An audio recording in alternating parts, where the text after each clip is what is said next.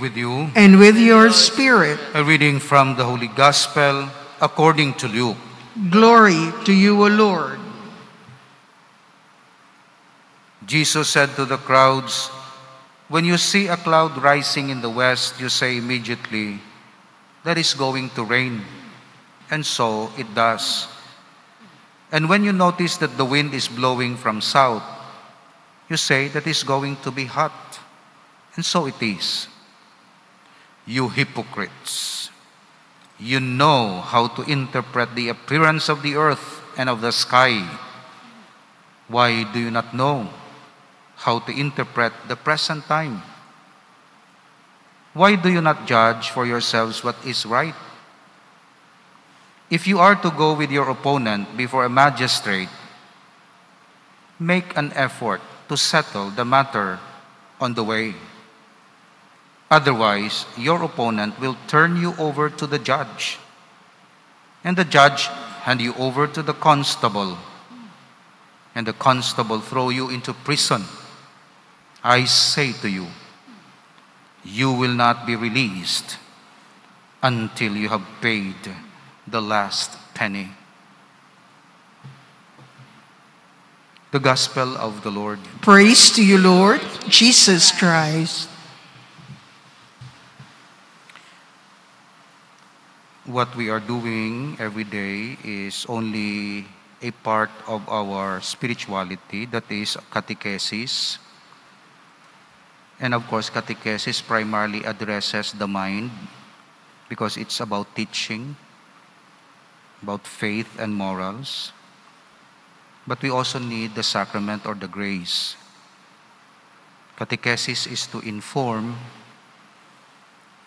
The sacrament is to transform. That's why when we have catechesis for our children, it's not enough that we teach them catechesis. It should be crowned with the sacraments. We teach our children with catechesis, but we should bring them to the church to receive the Holy Eucharist in the first Holy Communion. Again, catechesis is only to inform us about faith and about the Trinity and about the resurrection, but it does not transform us actually, because transformation happens when God starts to act upon us through the sacraments or by the power of His Holy Spirit. So it may happen that you are very intelligent in terms of the contents of faith, but you had not been transformed by the power of the Holy Spirit because you don't have a devotional and sacramental life. The law is only to inform, but the grace is to transform us. That's why I said this is just only a part of our spirituality. Does not mean that because we know many things about God, we are already transformed.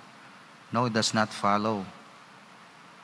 Because transformation happens when you are constantly connected to God through His grace and sacraments.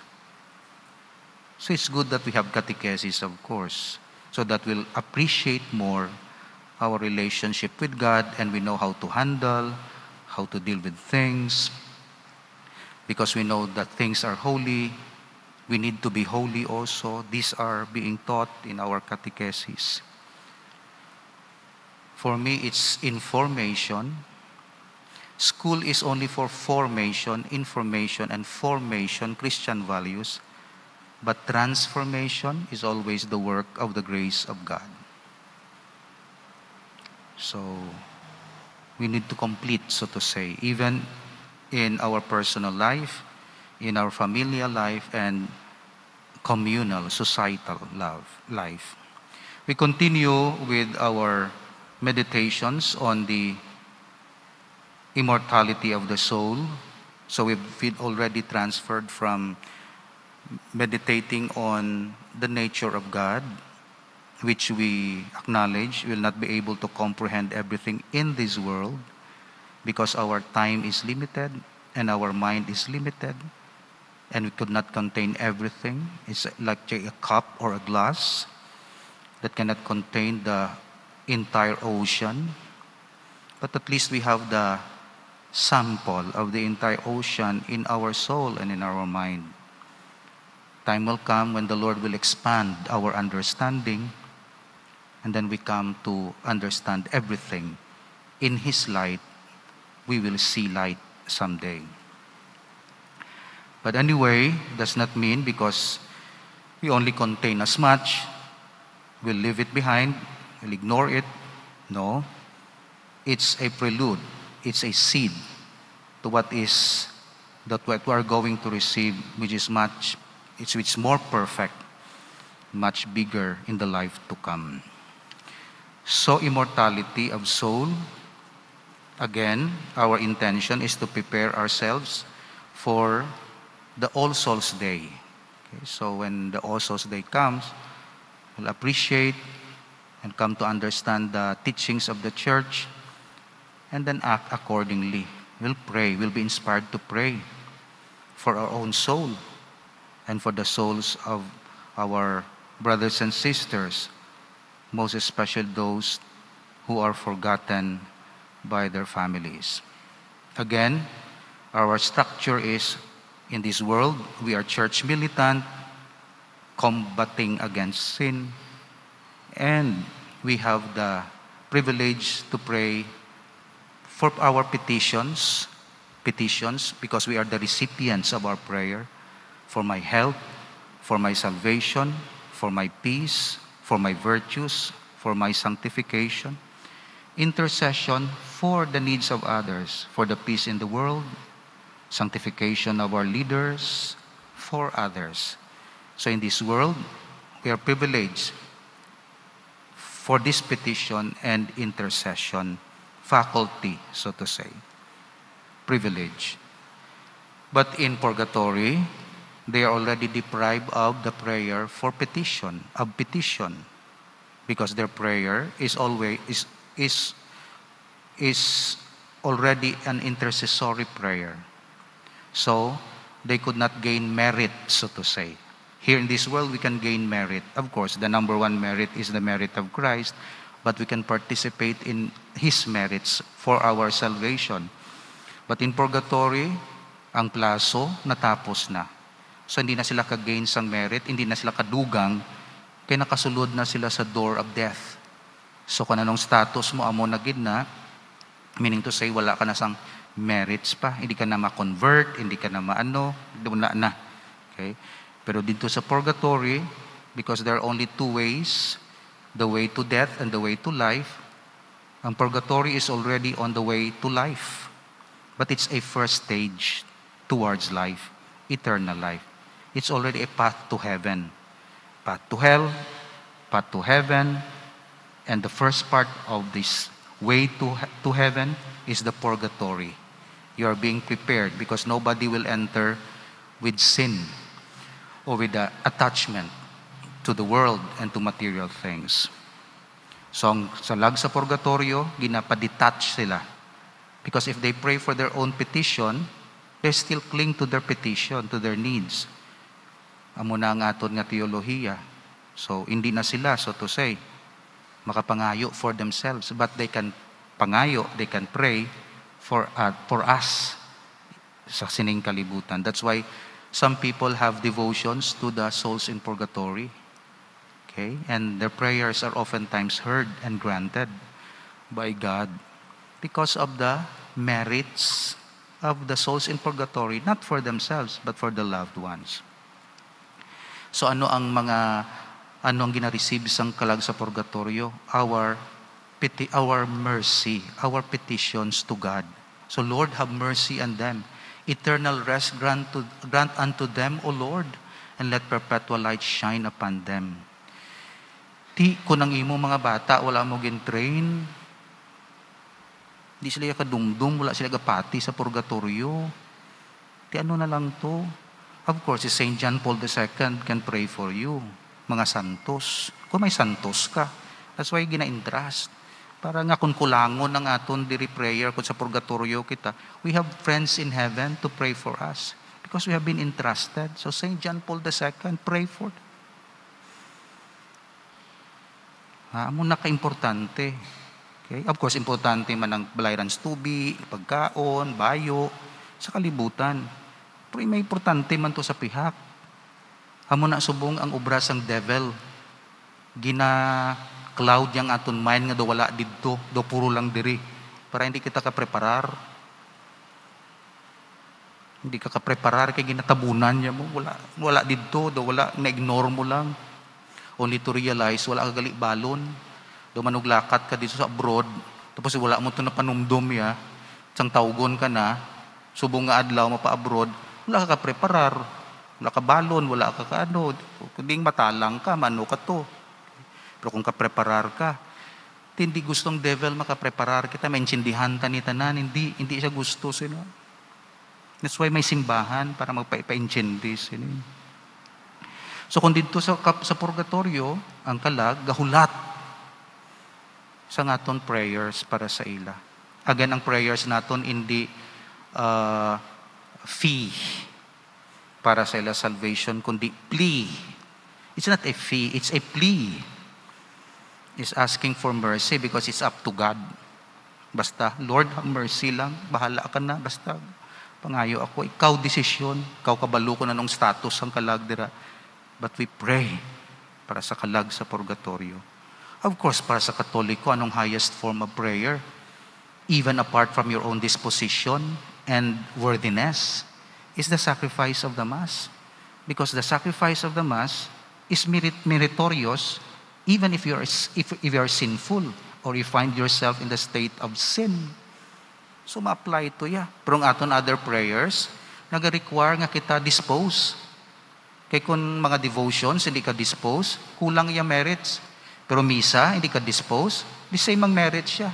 Because ex opere operato, meaning to say it operates, it's valid, it's fruitful. Even apart from the worthiness of the priest who is celebrating, or even apart from the worthiness of the one receiving. Ex opere operato. Of course, nami gid nga worthy ka, para ubos mo gid. Ma-absorb mo gid, mabaton mo gid tanan-tanan nga available nga grasya para sa iyo. Munang kalag sa purgatorio sa munang theology sang pamisa. So hindi na fee, it's a plea. It's for God's mercy. It's a suffrage. Hindi merits, suffrage. A plea, a cry for mercy. Eternal rest grant unto them, O Lord, and let perpetual light shine upon them. Hindi nga may misa kami, pasakaon mo to si Papa to ha, sa ano, pamisahan ko, no. Lord, merit mo, luoy ka man sa iya. Of course, souls in heaven, now they become saints. Some of them declared by the church, some not. Okay, saints and angels, and they're experiencing a partial joy. Partial because wala pa sang last person nga magasulod sa bangkete, so to say. Kag partial pagidman ang ila joy, okay, kay wala pang resurrection of the body. Kay ang fullness of joy ara sa resurrection of the body. So my soul, my world, apart from our world, there's another dimension sa lakabuhi. My soul, kung magtulog ka, hindi ka conscious sa reality of this external reality. Pero sige, operate sang memory mo. Kung kaya gani, mas gusto mo pang imo-dream sa reality. Kaysa dream siya, nagdaog ka sa sweepstake, nag-enjoy ka, pero sa reality, imol ka. Ay, nami ito yung akong dreams. O, kita mo, may dreams. May soul. Tidiin na, kung wala soul, sino ma-dream? Mata mo, ilong mo, hindi mag-dream. May soul iya, apart from the body, na bisan nag-rest ang body in sleep, nag-operate ang soul. May iyang world. May iyang consciousness. And therefore, may iyang judgment. Kaya bisan ang lawas mabilin, dalas ang soul iya consciousness, i-judge ang imo soul. Kaya dalaya memories mo, ang ginaway mo, ang ginpalangga mo, ang imong dreams and hopes, dalatanan sang soul. Wala siya na-contain sa mata. O wala siya na-contain sa imo kuko. Sa soul siya na-contain. And therefore, kung mabilin ang lawas, bilin kaya mo consciousness, memories, sad memories, happy memories, everything sinful or glorious or joyful or holy, kag magasungka ka sa Dios, kay may part sa imo nga magabalik sa Dios, kag i-judge kagamo ng soul. That's why salvation of souls, ang basang simbahan, kay importante ang soul. Pabayaan mo gani, ati, mapatay imo soul spiritually. The soul can never cease to exist, but it becomes spiritually dead when it loses the grace of God by mortal sin. It cannot lose consciousness, but it can lose God. So, buhi iya consciousness, pero patay iya relationship sa Dios, pagod sang mortal sin. That's why may hell. Kaya ang hell, soul nga nag-exist, pero wala relationship or friendship or fellowship with God. Kaya pwede ka ka-exist as son and daughter of God because you have been baptized, pero separated ka sa imo father. So, you are still the son, adopted son and daughter of God because the mark of the baptism is indelible. Hindi na niya ma-erase ang imo filiation, ang divine filiation mo, sonship mo. Hindi ma-erase. Ang gadula lang, imo happiness with God, imo fellowship with God because ang sin. That's why daughter man sang Dios ang sa hell. Sons man na sang Dios. Ngaling wala lang sila ya relationship sa iya. Wala lang sang fellowship sa Dios. Pero ang sa heaven, kompleto. Adopted sons, and then may relationship. So, buhi sila, pero patay ang ila relasyon sa Dios. Buhi sila nga patay. Nag-exist sila, pero patay ila relationship. That's why mortal sin, deadly sin. A branch that falls from the tree continues to exist, but is nevertheless dead. Sinners are thus dead, even while they live. The just, on the other hand, live, even after they physically die. Our Lord says, "Fear not them who can kill the body, but cannot kill the soul." That's Matthew chapter 10, verse 28. And to the good thief on the cross, he says, "Today, thou shalt be with me in paradise." So may soul gidya. Luke chapter 23. He teaches the same truth in the story of the rich man and Lazarus. God is the God of Abraham and Isaac and Jacob. Butang balon si Abraham, buhi pa. Si Isaac, nag-exist pa. Si Jacob, nag-exist. Even up now, until now. And it's not the God of the dead, but of the living. So, ano na lang ito kung Diyos siya, tapos kalamatay sa patio iyayang mga bata. No? I-resurrect, buhi na sila. Okay? Because He is God of the living. At our Lord's transfiguration, Moses appeared, who had been long dead. Nag-appear si Moses. Sa Old Testament siya, pero pag nag-appear siya sa New Testament, sa Transfiguration, buhi si Moses. Matthew chapter 17. At the time of our Lord's crucifixion, many who were dead appeared in Jerusalem. Matthew 27. The prophet Jeremiah and the priest Onias appeared to Judas Maccabeus before his victory over Nicanor in 2 Maccabees. Our Lady has constantly appeared to saints and to others, and so have many of the saints as well as those who are suffering in purgatory, sometimes to console and to encourage the living, sometimes to warn them, and in the case of the holy souls, to ask for our prayers. So, immortal ang soul. Ara sa aton Ginoo, ara sa mga Old Testament figures, wala sa mahal nga Birhen, nag-appear siya. Kaya kung patay na siya, hindi na siya mag-appear sa Fatima, Lourdes, kundi na. Kung kaysa nag-appear sa dreams ang aton nga mga departed ones, nabutang diri, basig ka pangayo sila sang imo prayers, na-allow sila sang Dios, o didi pangayo ka to. I-istoryahato sila, bisan sa dreams na lang. Pangayo ka to sang prayers. Hindi maglipat. Kamisahan, labi na gid sa November 2. November, adlaw na, bant na sa mga minatay. Sa aton parokya, kada Lunes gid, galatin kita. Bisan medyo Mag-extra effort ka, pero sige Latin for the souls in purgatory. And lastly, for today, okay, ang aton nga ma-prove sa reason nga may existence ang soul, okay, arada sa aton mga teachings. Okay, basahon ko lang ni ang conversation between Saint Augustine, the story of Saint Augustine about Hennadius, a physician of Carthage, who would not believe in the immortality of the soul. One night, he had a dream in which he saw standing before him a beautiful young man clothed in white, who said to him, "Dost thou see me?" And he answered, "Yes, I see you."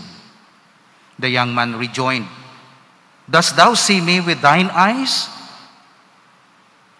And Hennadius answered, "No, for they are closed in sleep."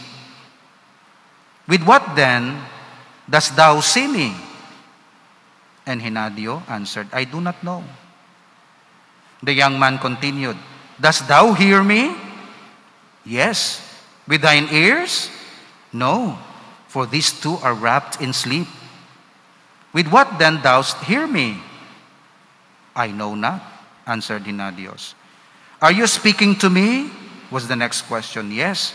"With thy mouth?" "No." "With what then?" "I know not." Then the young man said, "See now, thou sleepest, and yet thou seest, hearest, and speakest. The hour will come when thou wilt sleep in death, and yet thou wilt see, and hear, and speak, and feel." Hennadius woke and knew that God had sent an angel to teach him the immortality of the soul. So may kalag. Kagtudtud nga may kalag.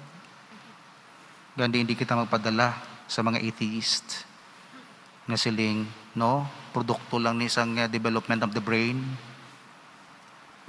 Produkto lang ni isang mata. Di nga makakita ka, bisan wala ka mata. Nga makadream ka, bisan wala ka mata, kita mo. Tungod may substance sa imo na makakita, bisan naga-close ang imo mata. Time will come, masleep kita until the second coming. That's why for Christians, death is not the end of everything. It's a long sleep. Because time will come in the morning, pukawon kita ni Kristo. Bangon na. Ari nang imo bag-o nga lawas. Kagang lawas, makakita, hindi na sang spiritual eyes, kundi makakita na sang physical eyes, pero perfect eyes, perfect heart, perfect everything. And there will be a fullness of joy because the soul has been purified, united with the body that has been resurrected. And God will be our God because we are not dead, we are living, and God is not the God of the dead, but God of the living. Take good care of your body. We pray for good health and other things, material, spiritual, bodily. But we also pray for our spiritual needs, for our soul. Most especially continue to pray that we will always have the freedom to get into to the church, to come to the church, to go to the church, and to receive the resurrected body of Christ. Because what we eat, we will become. We eat the resurrected body of Christ. It's a promise. This is my bread. This is my body. He who eats this bread will have eternal life. Because what you eat is the resurrected body. It's not a decayed body. It's not a dead body. It's a living body. Your body will deteriorate, will decay. But because you have received the sacrament, that body of Christ will be your power to be used to be resurrected on the last day. So receive the Holy Communion, not only for the grace needed for today, but for the life to come. He who eats my body, even if he dies, shall live forever. Amen. Please stand.